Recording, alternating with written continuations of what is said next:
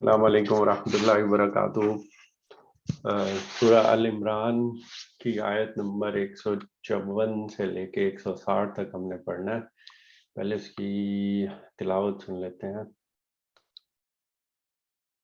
ثم أنزل عليكم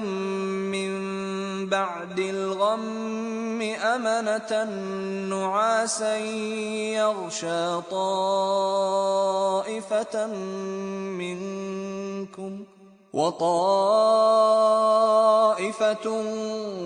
قد أهمتهم أنفسهم يظنون بالله غير الحق ظن الجاهلية يقولون هل لنا من الأمر من شيء قل إن الأمر كله لله يخفون في أنفسهم ما لا يبدون لك يقولون لو كان لنا من الأمر شيء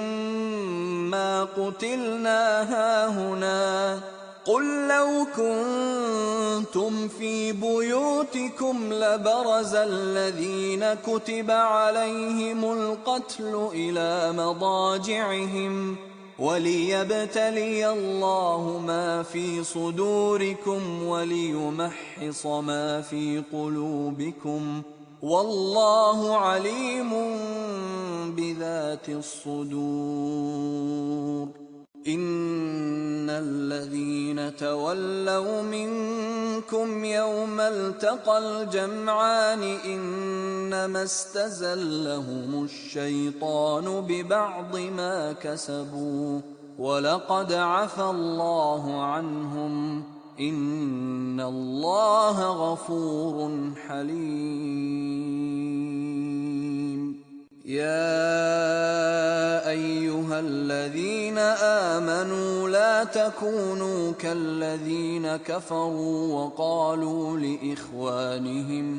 وقالوا لإخوانهم إذا ضربوا في الأرض أو كانوا غزا لو كانوا عندنا ما ماتوا وما قتلوا ليجعل الله ذلك حسرة في قلوبهم والله يحيي ويميت والله بما تعملون بصير وَلَئِن قُتِلْتُمْ فِي سَبِيلِ اللَّهِ أَوْ مُتُّمْ لَمَغْفِرَةٌ مِّنَ اللَّهِ وَرَحْمَةٌ خَيْرٌ مِّمَّا يَجْمَعُونَ وَلَئِن مُّتُّمْ أَوْ قُتِلْتُمْ لَإِلَى اللَّهِ تُحْشَرُونَ فبما رحمة من الله لنت لهم ولو كنت فظا غليظ القلب لانفضوا من حولك فاعف عنهم واستغفر لهم وشاورهم في الأمر فإذا عزمت فتوكل على الله إن الله يحب المتوكلين إن ينصركم الله فلا غالب لكم وإن يخذلكم فمن ذا الذي ينصركم من بعده وعلى الله فليتوكل المؤمنون۔ یہاں سے ہم سٹارٹ کرتے ہیں۔ تو اس سے پہلے میں تھوڑا سا بتا دوں کہ اس سے پہلے چل کیا رہا تھا۔ تو سورہ ال عمران کی جو تمہید اور جو پہلی فصل ہے جس میں نصارہ پہ، اہل کتاب اور خاص طور پہ نصارہ کے اوپر جب اتمام حجت کر دیا گیا، ان کو پوری حقیقت بتا دی گئی، تو پھر دوسری فصل جب سٹارٹ ہوئی ہے تو اس پہ اہل ایمان والے ان کا تزکیہ و تطہیر، جو میں بتا چکا ہوں کہ تزکیہ پاک کرنا، یعنی کہ وہ والے احکامات دینا جو کہ دین کا بنیادی مقصد ہے، جسمانی طور پہ، اخلاقی طور پہ اور خور و نوش یعنی کہ کھانے پینے کی چیزوں میں پاکیزگی، جو پوری اس کتاب میں اس کا ایک وہ ہے، اور اخلاقی اس میں پھر ایک عبادات کا بھی پہلو آ جاتا ہے. تو یہ چار چیزیں ہیں یہ جو ہمیں بنیادی طور پہ سمجھ لینی چاہیے، جو دین کا بنیادی مقصد ہے کہ ہمیں پاکیزہ کرنا، اور وہ پاکیزہ ہونے کے بعد جب ہر لحاظ سے جسمانی، اخلاقی، کھانے پینے اور عبادات میں جب منتہائے کمال کو جب پہنچتا ہے تو پھر ان پاکیزہ لوگوں کو جنت میں داخل کیا جائے گا، کیونکہ جنت ان پاکیزہ لوگوں کے لیے ہی بنائی گئی ہے. تو اس کو تزکیہ اور تطہیر یہ چیز ہوتی ہے کہ وہ والا عمل ہوتا ہے جس میں الگ الگ کیا جاتا ہے اللہ تعالیٰ کی طرف سے. وہ اہل ایمان میں بھی چانٹی کر کے بتایا جاتا ہے کون کس ایمان کے لیول پہ کھڑا ہوا ہے. اور جب عذاب رسولوں کے آنے کے بعد جب جس قوم کو عذاب دینا ہوتا ہے تو اس سے پہلے بھی ایک الگ الگ کرنے کا مرحلہ پیش آتا ہے جس میں منکرین کو ایمان والوں سے الگ کر دیا جاتا ہے، جو کہ پچھلے اگر ہم پیغمبروں کے رسولوں کے پڑھیں تو اس میں پھر حضرت نوح کا بھی ہے، جب پانی میں کشتی میں جب اہل ایمان والے سوار ہوئے تھے اور باقی لوگ وہیں رہ گئے تھے. تو اسی طرح جو دوسرے رسول حضور پاک صلی اللہ علیہ وسلم میں یہ چیز ہوئی تھی کہ وہ جنگوں میں پھر اس طرح ہوا تھا کہ فرشتے اور اہل ایمان نے مل کے وہ اتمام حجت کیا تھا، اور یہ ایک سلسلہ چل پڑا. اور اس کی جو منتہائے کمال کو جب پہنچے گا، جب فل عذاب کا فیصلہ ہو جائے گا، وہ سورۃ توبہ تک یہ والی چیز چلے گی، اور سورۃ توبہ میں جا کے پھر ہمیں پتہ چلے گا اب وہ سارے لمٹ لوگوں کی ختم ہو چکی ہوئی ہے، اب عذاب کا فیصلہ دے دیا گیا. اور پھر وہ والی سورت جب پڑھیں گے تو پھر پتہ آئیڈیا ہوگا کہ کس قدر سخت عذاب پھر کہا جاتا ہے، کہ کس طرح بیان کیا جاتا ہے کہ یہ جہاں پائے جائیں گے قتل کر دیے جائیں گے جن پہ مشرکین تھے، اور دوسری سائڈ پہ جو یہود اور نصارہ ہیں جو اصلاً توحید کو ماننے والے ہیں، تو ان کے لیے وہ پھر چیز کہی گئی تھی کہ اصلاً توحید کے ماننے والے ہیں لیکن بیچ میں انہوں نے کچھ غلطیاں کی ہوئی ہیں، تو ان کو ان کی جان لینے کا وہ نہیں کیا گیا تھا، لیکن ان کو محکوم بنا دیا گیا کہ ان کو زندگی کی بھیک دے کے رہنا پڑے گا مسلمانوں کے پاس، جس کو ہم جزیہ بھی دیتے ہیں، کہ اب یہ محکوم بن کے رہیں گے اور یہ اس چیز کا جرمانہ دیں گے کہ یہ ان کے ساتھ رہ رہے ہیں. تو یہ چیز چلتی رہے گی. لیکن ابھی سورہ ال عمران میں دوسری فصل میں جنگ احد کا واقعہ پیش آ گیا. اس جنگ احد میں اب یہ والی چیز کہ اہل ایمان میں لوگ کہاں کہاں پہ کھڑے ہوئے ہیں، تو یہ چیز ہوئی تھی. اور اس کی بھی ایک چھوٹی سی اگر میں سمرائز کرنا چاہوں تو اس میں کیا ہوا کہ مارکہ کا ٹائم آنے لگا. حضور پاک صلی اللہ علیہ وسلم نے مشورہ لیا، ایک گروہ نے مشورہ دیا کہ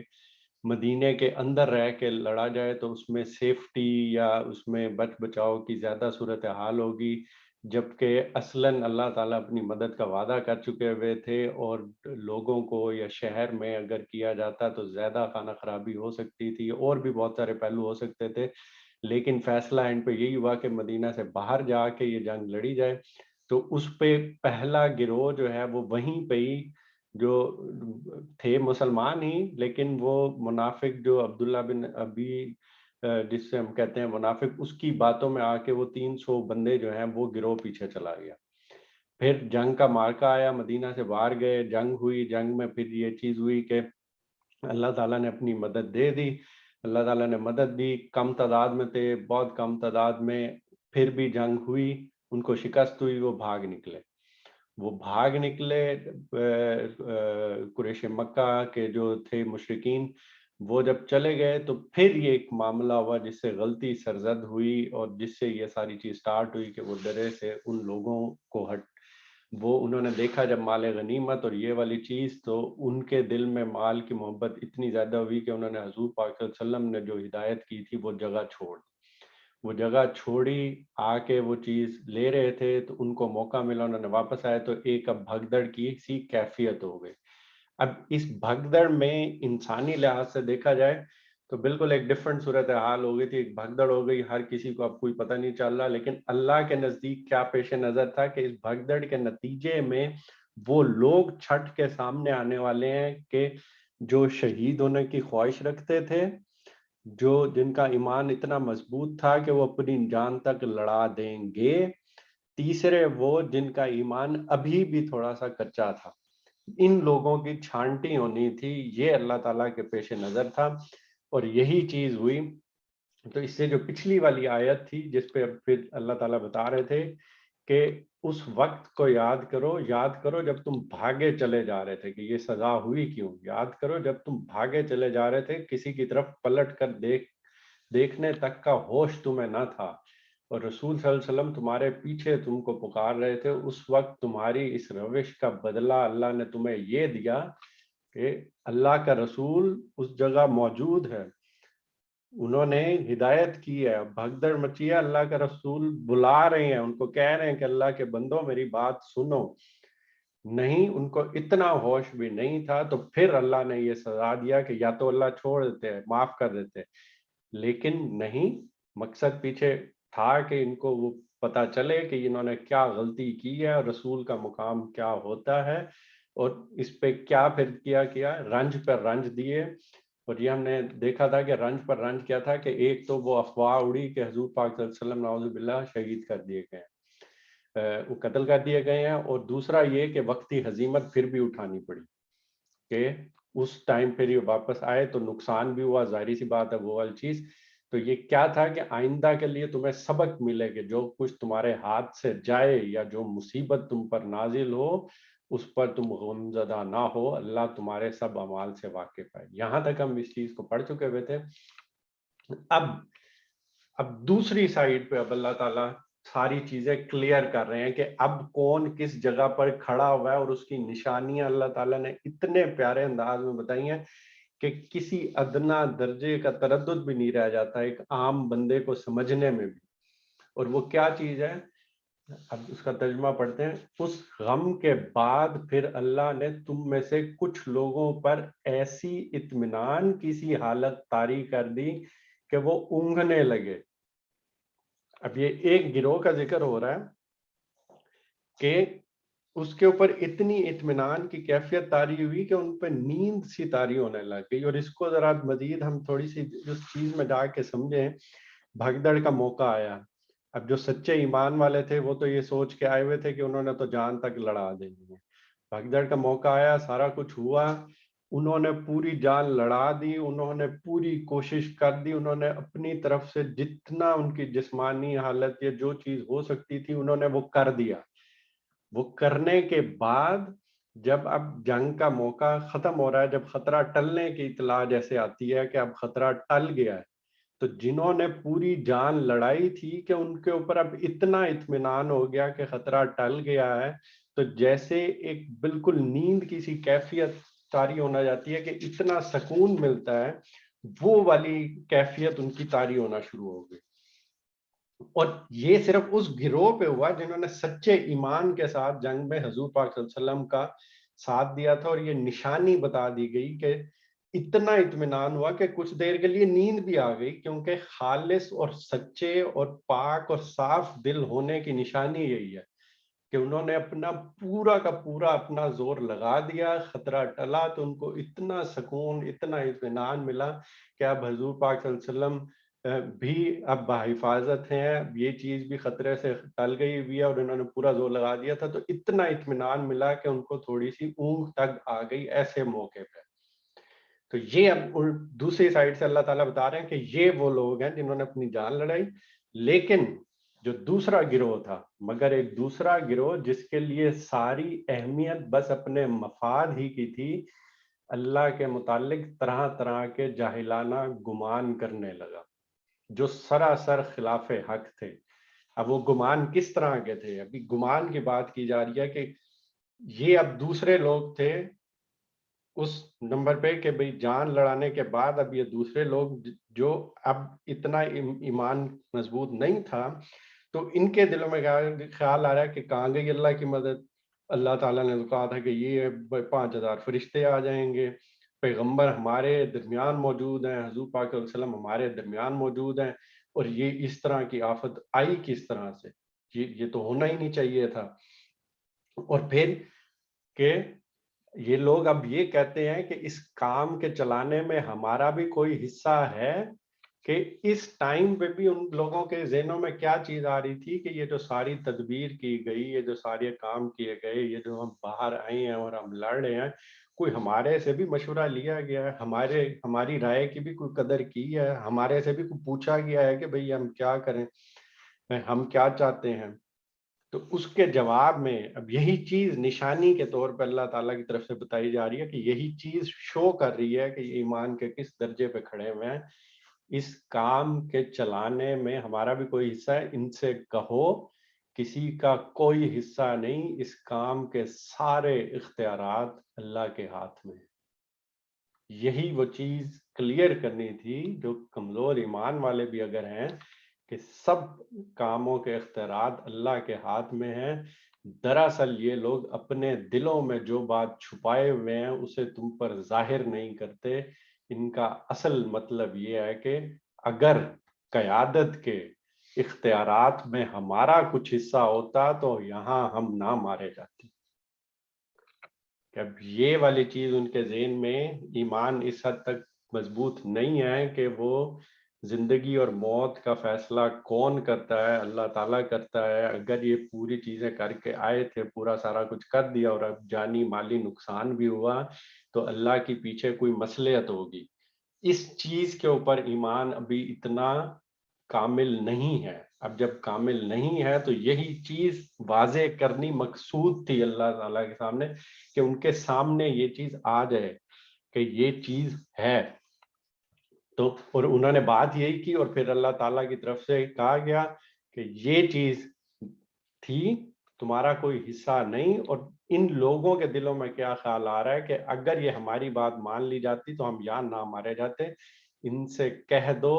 اگر تم اپنے گھروں میں بھی ہوتے تو جن لوگوں کی موت لکھی ہوئی تھی وہ خود اپنی قتل گاہوں کی طرف نکل آتے۔ کہ بات کلیئر کیا کرنی ہے کہ زندگی موت اللہ تعالیٰ کے ہاتھ میں ہے۔ وہ جہاں لکھی ہوئی ہے،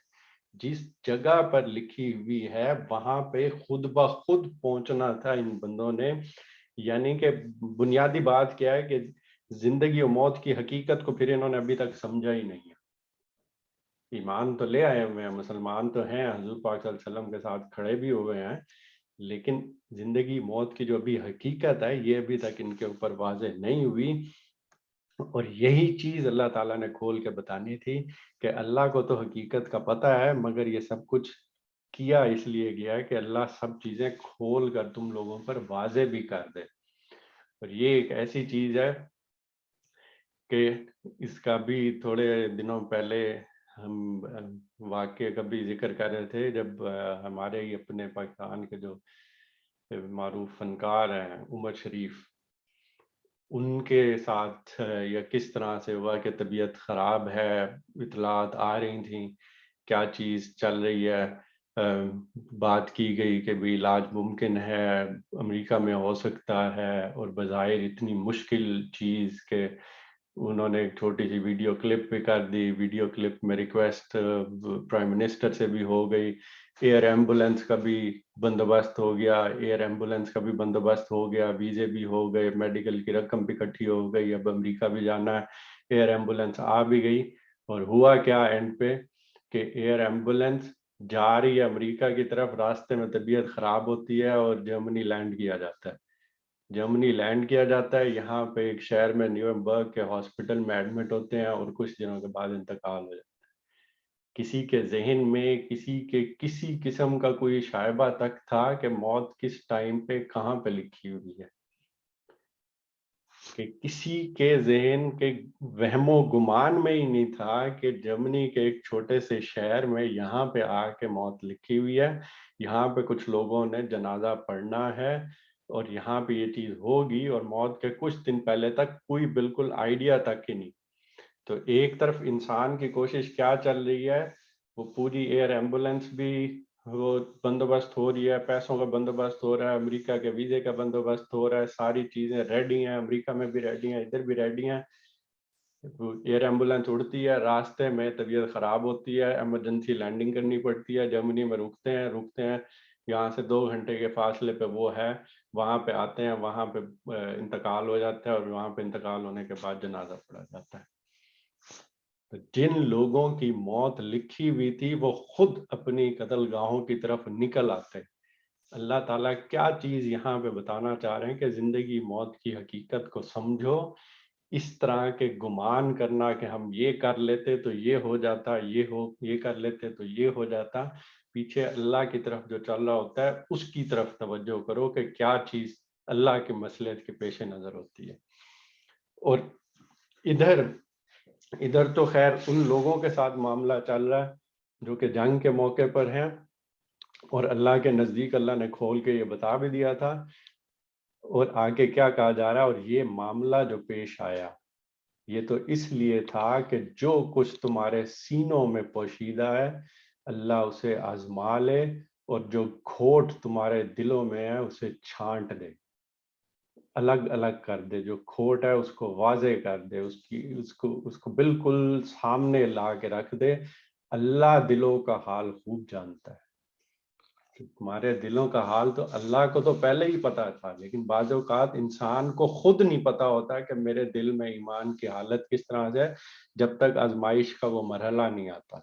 اور جب وہ آزمائش کا مرحلہ آ گیا تو یہاں پہ اللہ تعالیٰ نے کتنے پیارے انداز میں بتا دیا ہے کہ کیا چار ہمارے سامنے بالکل کلیئر ہو کے رہ جاتے ہیں. ایک, وہ کچھ مسلمان تھے جو کچھ کمزوری کے بعد جو آگے آتے ہیں کہ وہ پہلے ہی موقع پر جنگ کے مقام پہ داخل ہی نہیں ہوئے, وہ ایک منافق کی باتوں میں آ کے واپس چلے گئے ایک گروہ. پھر لوگ آئے اور ان میں سے ایک گروہ ایسا تھا جس کے دل میں ابھی مال کی, زندگی کی محبت زیادہ تھی, جن کا ایمان یا زندگی موت کی حقیقت کو جنہوں نے صحیح طرح سمجھا ہی نہیں تھا. دوسرا گروہ سامنے آ گیا. تیسرا گروہ وہ جنہوں نے اپنی پوری جان لڑا دی, جنہوں نے اپنی طرف سے سب کچھ دے دیا, سب کچھ دینے کے بعد ان کی نشانی بتا دی کہ وہ اتنے مطمئن ہوئے کہ حضور پاک صلی اللہ علیہ وسلم بحفاظت ہے, خطرہ ٹل گیا, ساری چیز ہو گئی بھی ہے, کہ ان کے اوپر نیند طاری ہوگی. اور پھر ایک گروہ ایسا بھی تھا جو شہداء ہیں اس ٹائم کے, اور شہداء کے بارے میں میرا نہیں خیال کہ مجھے یہاں پہ بتانے کی ضرورت ہے کہ ان کا مقام کتنا ہے, کہ وہ ایسے لوگ تھے جو شہید ہونے کی خواہش لے کے آئے ہوئے تھے. تو یہ ایک مارکا ہوا ہے, اس میں یہ ساری چیزیں کھول کے اللہ تعالیٰ کی طرف سے سامنے رکھ گئی ہیں. ایسی چیزیں بھی رکھ دی گئی ہیں جس کا انسان کو کبھی خود ادراک بھی نہیں ہوتا. اب اس کے بعد اللہ تعالیٰ دوبارہ یہ سارا کچھ الگ کرنے کے بعد, ساری چیزیں واضح کرنے کے بعد, کیونکہ ابھی عذاب کا حتمی فیصلہ نہیں ہوا, جس کو میں نے کہا تھا کہ ہم سورۃ توبہ میں جا کے پڑھیں گے, تو اب ان کی اوپر ساری حقیقت واضح کرنے کے بعد اب دوسری سائڈ پہ چیزیں کو دوبارہ بتا رہے ہیں کہ اب آگے کیا کیا کرنا چاہیے. اور وہ کیا ہے, تم میں سے جو لوگ مقابلے کے دن پیٹ پھیر گئے تھے ان کی اس لغزش کا سبب یہ تھا کہ ان کی بعض کمزوریوں کی وجہ سے شیطان نے ان کے قدم ڈگمگا دیے تھے. اللہ نے انہیں معاف کر دیا.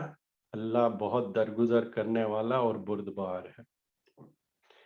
یعنی کہ جو لوگ اس وقت لوٹ گئے تھے, جنہوں نے مارکے میں حصہ بھی نہیں لیا تھا, ان کی غلطی اب بتا رہے ہیں کہ کیا ہوا تھا کہ ان کے ایمان میں ابھی اتنی کمزوری تھی, اور کچھ ایسی کمزوریاں تھیں جو ارادہ اختیار میں, کہ ان کمزوری کے باعث شیطان نے ان کے قدم ڈگمگا دیے تھے. یہاں پہ بہت زیادہ ڈیٹیل میں ٹاپک ہو جائے گا, نہیں تو میں تھوڑا سا میں شیطان کے اوپر بھی ایک چیز میں بتا دیتا کہ میرے لیے بھی یہ چیز بہت بعد میں جا کے کلیریفائی ہوئی ہے کہ یہ اصل چیز کیا ہے. کیونکہ ہم شیطان کو بعض اوقات کوئی ایسی ہستی سمجھتے ہیں جس کا نام شیطان ہے اور جس کے کوئی اپنے چیلے بھی ہیں اور وہ ساری چیزیں چل رہی ہوتی ہیں, جبکہ یہاں سے قرآن پاک اگر ہم پڑھیں تو تھوڑا تدبر کریں تو یہ چیز واضح ہوتی ہے کہ شیطان بیسیکلی ایک صفت ہے, ایک جس طرح سے کوئی بچہ ہے, کوئی ہستی پہلے سے ہے, اس کا کوئی نام بھی ہے, وہ ساری چیز ہے. جب وہ سرکشی کے مقام پہ آ جاتا ہے یا کہ جب کوئی اس طرح کی شرارتی بہت زیادہ ہوتا ہے, جو جیسے ہم کہتے ہیں یہ تو شیطان ہو گیا, تو یہ وہ صفت ہے اس کی جو اس کے ساتھ لگائی جاتی ہے. یہ کوئی خاص ایک وہ چیز نہیں ہے. اور جو جہاں سے یہ چیز سٹارٹ ہوئی تھی, جب اللہ تعالیٰ نے انسان کو پیدا کیا تھا اور جب بات ہوئی تھی, اور وہ بھی اسی چیز کو ظاہر کر رہا ہے کہ وہ ابلیس تھا, وہ ایک ہستی علیحدہ سے تھی, وہ جنوں میں سے تھی، وہ ایک اور مخلوق تھی، اس مخلوق میں بھی اللہ تعالیٰ نے ارادہ و اختیار دیا ہوا ہے. اس نے اپنے ارادہ اختیار کو استعمال کرتے ہوئے سرکشی اختیار کی اللہ تعالیٰ کے معاملے میں. اللہ تعالیٰ کی بات نہیں مانی. اللہ تعالیٰ کی جب بات نہیں مانی، اس کے اوپر چیز واضح کرنے کی کوشش کی گئی تو اس نے سرکشی اختیار کی. اس نے کہا نہیں میں تو مانوں گا ہی نہیں، بلکہ میں تو اب باقی لوگوں کو بھی اب بہکانے کا کام کروں گا. تو پہلی چیز کیا ہوئی کہ اس نے اپنا ارادہ و اختیار استعمال کیا. ارادہ و اختیار استعمال کیا یعنی خود اس نے چوز کیا ہے اور پھر اس پہ سرکشی اختیار کی ہے. تو ہر انسان کے لیے بھی یہ ویلڈ ہے کہ جب وہ بات کی جاتی ہے کہ ارادہ اختیار میں خود کمزوری ہمارے ہے، جب تک ہم خود کمزوری نہیں دکھائیں گے شیطان ہم پر کوئی اس کا حملہ کوئی کارگر ہو ہی نہیں سکتا. اور اگر ہم کمزوری دکھاتے ہیں تو پھر وہ شیطان چاہے انسانوں میں سے ہوں، چاہے آس پاس ہمارے اپنے سرکل میں ہی کیوں نہ ہو، اور یا جنات میں سے، جس کا ہماری سورہ ناس جو آخری سورت ہے اس میں کہا جاتا ہے نا من الجنت والناس، کہ چاہے وہ جنات میں سے ہو چاہے انسانوں میں سے ہو. کمزوری ہم خود دکھاتے ہیں، ہمارا اپنا ارادہ اختیار ہوتا ہے، ہم پہلے اس میں کمزوری دکھاتے ہیں اور پھر ہمارے آس پاس میں انسان بھی ہو سکتے ہیں اور جنات بھی ہو سکتے ہیں جو اس شیطان کا کردار ادا کرتے ہیں ہمارے لیے. کہ ایک چھوٹی سی میں مثال لے لوں کہ میں اگر چوری کرنا چاہتا ہوں تو میں پہلے خود ڈیسائیڈ کروں گا کہ میں چوری کرنا چاہتا ہوں. اب میں چوری کرنے کے لیے نکل کھڑا ہوتا ہوں، یعنی میں نے خود یہ فیصلہ کیا، میرے اندر کی یہ کمزوری تھی، میں نے خود یہ فیصلہ کر دیا، اب میں باہر نکل کھڑا ہوں. تو اب جو آس پاس لوگ مجھے اس کام کے کرنے میں ہیلپ کرائیں گے، جو کہ فوراً پھر میسر ہو جاتے ہیں، کچھ یہ چیز کروا دے گا، کوئی یہ چیز کرا دے گا، میں دیوار چڑھنی ہے تو کوئی سیڑھی لگا کے لگا کے رکھ دے گا. تو یہ جو سارے لوگ ہیلپ کرتے ہیں تو یہ بنیادی طور پہ اس شیطان کا کردار ادا کر رہے ہوتے ہیں. شیطان ایز سچ کوئی ایک ایسی چیز نہیں ہے، وہ کہ صفت ہے. اور یہیں پہ اللہ تعالیٰ نے اس چیز کو بھی واضح کیا ہے. وہ کیا ہے کہ وہ جو لوگ ہیں ان کی بعض کمزوریوں کی وجہ سے، کہ ان لوگوں کے اندر کمزوری پہلے خود ہوئی، ان کی وجہ سے شیطان نے ان کے قدم ڈگمگا دیے تھے، کہ بعد میں شیطان کا حملہ ہوا اور پھر وہ ڈگمگا دیا گیا. اللہ نے انہیں معاف کر دیا. اللہ بہت درگزر کرنے والا اور بردبار ہے. ایک گروہ کو معاف کر دیا گیا. اب دوسرے گروہ کی طرف رخ ہوتا ہے، اے لوگوں جو ایمان لائے ہو کافروں کی سی باتیں نہ کرو، جن کے عزیز و اقارب اگر کبھی سفر پر جاتے ہیں یا جنگ میں شریک ہوتے ہیں اور وہاں کسی حادثے سے دو چار ہو جاتے ہیں تو وہ کہتے ہیں اگر وہ ہمارے پاس ہوتے تو نہ مارے جاتے اور نہ قتل ہوتے. اللہ اس قسم کی باتوں کو ان کے دلوں میں حسرت و اندوہ کا سبب بنا دیتا ہے، ورنہ دراصل مارنے اور جلانے والا تو اللہ ہی ہے اور تمہاری حرکات پر وہی نگراں ہے. تو یہاں غور کریں تو وہ دوسرے گروہ کی طرف ذکر کیا جا رہا ہے جو کہہ رہے تھے ہماری بات مانی جاتی ہے، ہمیں قیادت میں حصہ دیا جاتا ہے یا ہماری اس چیز سے ہوتی تو یہ کام ہوتا ہی نہ. تو ان کے لیے اب بتایا جا رہا ہے کہ اس طرح کی باتیں اگر تم ایمان لے آئے ہو، کافروں کی سی باتیں نہ کرو.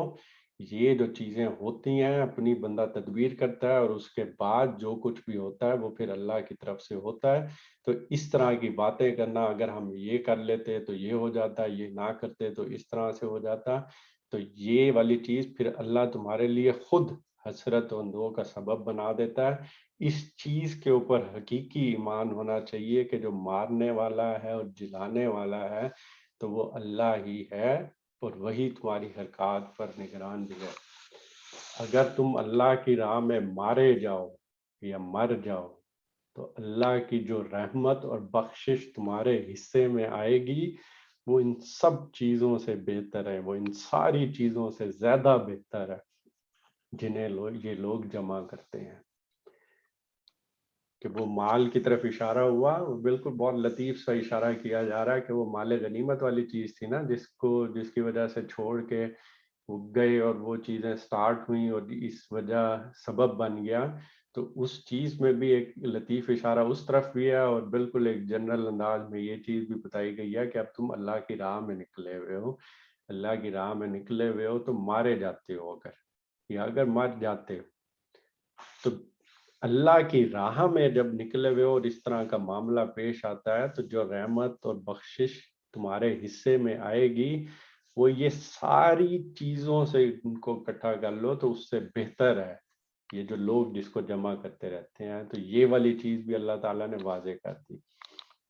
اور خواہ تم مرو یا مارے جاؤ بہرحال تم سب کو سمٹ کر جانا اللہ ہی کی طرف ہے. اس چیز کو بھی پھر واضح کر دیا کہ یا تو ابھی تم اپنے آپ کو بچا بھی لے کہ وہ بخشش نہ بھی لو جو اللہ تعالیٰ کی طرف سے کہی جا رہی ہے کہ اللہ کی راہ میں جان دے دو تو کتنی بڑی بات ہے. ابھی نہ بھی ہو تو کب تک بچا لو گے؟ مرو گے تو صحیح نا، پھر کبھی نہ کبھی تو مرو گے، اور کبھی نہ کبھی مرو گے تو بہرحال جانا تو تم نے اللہ کی طرف سے ہے. تو کیوں نہ اس طرح سے جایا جائے کہ وہ ساری بخشش اور جو وہ چیزیں جو اللہ تعالیٰ کی طرف سے نعمتیں یا جس چیز کی بات کی جا رہی ہے تو بہتر طریقے سے کیوں نہ اس چیز کو اختیار کیا جائے. اور یہی وہ چیزیں ہیں جو ایمان کو مضبوط کرنے کے لیے اللہ تعالیٰ کی طرف سے وہ ساری چیزوں کو کلیریفائی کرنے کے بعد بتائی جاتی ہیں. اور یہ ساری چیزیں کرنے کے بعد اب کیونکہ کلیریفائی ہو گیا تھا تو اب گروہ بھی واضح ہو گئے تھے. اب جس طرح سے ایک انسانی فطرت میں ہے کہ جب ساری چیز واضح ہو گئی تو انسان کے دل میں فوراً بات آ جاتی ہے کہ یہ کمزور ایمان والے ہیں، یہ مضبوط ایمان والے ہیں. یہ تو ایک نیچرل سی چیز پیدا ہو گئی، ایک خطرہ سا پیدا ہو گیا کہ اب یہ نہ ہو کہ جو حضور پاک صلی اللہ علیہ وسلم ہیں اور ان کے جو ساتھی ہیں ان کا اثر یہ ہو سکتا تھا کہ ان کے رویے تھوڑے سے سخت ہو جاتے ہیں ان کے بارے میں. اللہ تعالیٰ کی طرف سے ابھی عذاب کا فیصلہ نہیں ہوا لیکن ان کے رویے تھوڑے سے شاید سخت ہو جاتے ہیں کیونکہ بات اب کلیئر ہو چکی ہوئی ہے. تو فوراً اللہ تعالیٰ نے اس چیز کے اوپر بھی توجہ دلائی، اے پیغمبر صلی اللہ علیہ وسلم یہ اللہ کی بڑی رحمت ہے کہ تم ان لوگوں کے لیے بہت نرم مزاج واقع ہوئے ہو، ورنہ اگر کہیں تم تنخو اور سنگ دل ہوتے تو یہ سب تمہارے گرد و پیش سے چھٹ جاتے. ان کے قصور معاف کر دو، ان کے حق میں دعائے مغفرت کرو اور دین کے کام میں ان کو بھی شریک مشورہ رکھو. پھر جب تمہارا عزم کسی رائے پر مستحکم ہو جائے تو اللہ پر بھروسہ کرو، اللہ کو وہ لوگ پسند ہیں جو اسی کے بھروسے پر کام کرتے ہیں. تو فوراً اللہ تعالیٰ کی طرف سے یہ بتا دیا گیا کہ اس سے پہلے اب جو منافقین پر تنقید کی گئی ہے، جو کمزور ایمان والوں پہ تنقید کی گئی ہے، تو اس کا جو اثر ہے وہ حضور پاک صلی اللہ علیہ وسلم اور آپ صلی اللہ علیہ وسلم کے ساتھیوں پر یہ پڑ سکتا تھا کہ سب کا رویہ ان کے بارے میں سخت ہو جاتا. تو اللہ تعالیٰ نے اس مرحلے میں یہ پسند نہیں کیا، چنانچہ کیا بطور التفات فرمایا کہ اس سے پہلے جو کریمانہ طرز عمل آپ صلی اللہ علیہ وسلم نے اختیار کیا رکھا ہے وہ صحیح تھا، اور اب بھی آپ یہ روش قائم رکھیں تاکہ جن کے اندر اصلاح ہونے کی، اصلاح پذیری کی ادنا سی گنجائش بھی باقی ہے تو وہ اپنے آپ کو درست کر لیں. اس کے ساتھ ایک مزید ہدایت یہ فرمائی ہے کہ حسب سابق ان سے مشورہ بھی کرتے رہیے، اس لیے کہ مسلمانوں کی جماعت سے ان کو الگ کر دینے کا ابھی وقت نہیں آیا، ان کی مہلت ابھی باقی ہے. اور اللہ تعالیٰ کی طرف سے ابھی ان کا جب کوئی فیصلہ نہیں آیا تو ان کے جو معاشرتی حقوق ہیں، یہ ساری چیزیں ہیں، یہ ابھی تک ویسے ہی چلنی چاہیے، ابھی ان کو اس طرح سے نہیں کرنا. اور یہیں سے تھوڑا بہت یہ بھی بتا دیا گیا کہ ایک جو لیڈر والی، ایک سربراہ والی جو اگر کوئی چیز ملتی ہے تو اس لیے اب حضور پاک صلی اللہ علیہ وسلم کے لیے بھی یہ چیز تھی کہ اس کو نرم ہونا، یعنی کہ یہ عفو و درگزر والا طریقہ اختیار کرنا، چشم پوشی کرنا، نرمی کا وہ رکھنا. تو یہ جو لیڈرشپ پوزیشن پہ ہوتے ہیں ان کے لیے ایک یہ چیز، یہ پہلو بھی نکلتا ہے. اللہ تمہاری مدد پر ہو تو کوئی طاقت تم پر غالب آنے والی نہیں،